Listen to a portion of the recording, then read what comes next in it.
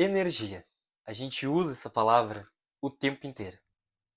Eu estou sem energia, esse lugar tem uma energia diferente, essa pessoa tem uma energia muito boa. Mas afinal, o que a gente quer dizer quando a gente fala em energia? Será que estamos sempre falando da mesma coisa? Quando falamos em energia na física, estamos falando do conceito científico relacionado à capacidade de produzir transformações. Ela aparece de diferentes formas, como movimento, calor, eletricidade e tantas outras. E isso é ciência. Mas perceba como no nosso dia a dia usamos a palavra energia de uma maneira muito mais ampla. Quando dizemos que estamos sem energia, quando sentimos uma determinada energia do ambiente, seja ela agradável ou desconfortável, quando encontramos alguém e temos uma satisfação e uma sensação boa ou estranha, sem saber explicar exatamente o motivo. Nesses casos, o que estamos chamando de energia? E foi justamente essa pergunta que começou a despertar a minha curiosidade. Eu não comecei a estudar energia porque eu queria acreditar em alguma coisa. Eu comecei porque eu tinha perguntas e uma das coisas que eu aprendi nessa caminhada é que eu não preciso transformar uma experiência em uma verdade absoluta para poder investigá-la. Posso simplesmente observar, questionar, estudar e tentar compreender. E é assim que eu gosto de olhar para esse assunto. Na veterinária, nós somos treinados para observar a postura do animal, o movimento, a respiração, a expressão corporal e a resposta aos estímulos, o comportamento, o ambiente, e muitas dessas informações acontecem antes mesmo de qualquer exame. Você olha para o animal e percebe que alguma coisa mudou. Ele está diferente. Talvez esteja mais quieto, mais agitado, mais atento, ou simplesmente não esteja se comportando como de costume. E nós começamos a investigar. Agora pense em você.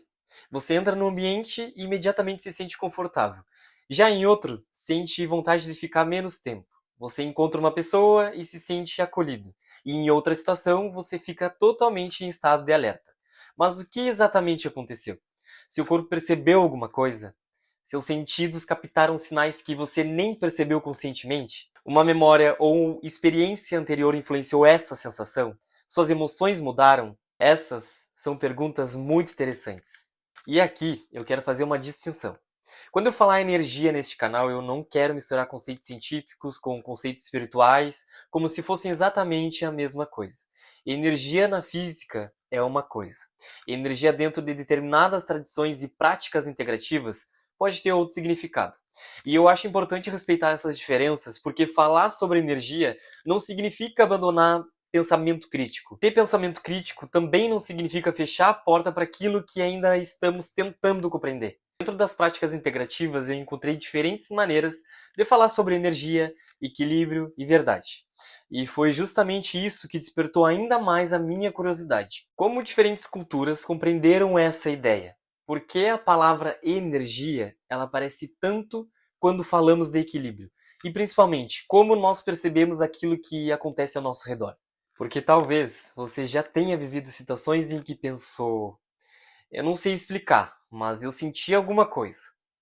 E é aqui que eu quero continuar essa conversa. Antes de falar sobre chakras, antes de falar sobre reiki, antes de entrar em qualquer prática, eu quero voltar para algo muito mais próximo de nós, o nosso próprio corpo.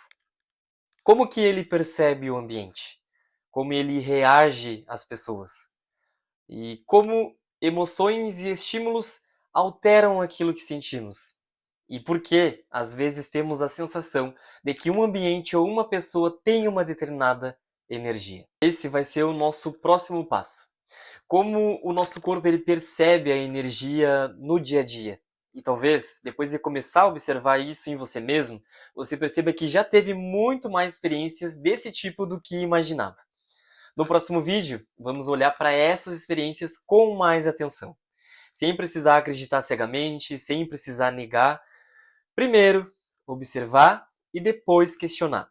E então buscar compreender. Te vejo no próximo vídeo.